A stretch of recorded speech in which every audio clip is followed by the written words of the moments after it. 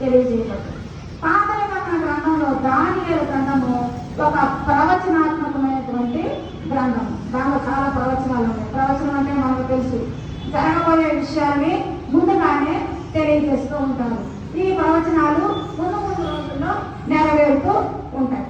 ఇదంతా కూడా అంత్యకాలానికి సంబంధించి లేదా యుగ సమాప్తికి సంబంధించినటువంటి ప్రవచనాలు దానియేలు గ్రంథంలో వ్రాయబడ్డాయి. అందువల్ల దాన్ని ప్రవచనాత్మకమైనటువంటి గ్రంథం అని చెప్తూ ఉంటారు. మన కొత్త నిబంధనలో మరి ప్రకటన గ్రంథం ఎలాంటిదో పాత నిబంధనలో దానియేలు గ్రంథం కూడా అంత గొప్ప పుస్తకము. అయితే దానియేలు గ్రంథాన్ని నిన్న మొన్నటి వరకు మూసి ఉంచబడినటువంటి గ్రంథం. ఎవరు మూసించారు, ఎందుకు మూయబడి ఉంది అనే విషయాన్ని మనం ఒకసారి చూద్దామండి. దానియేలు గ్రంథము 12వ అధ్యాయము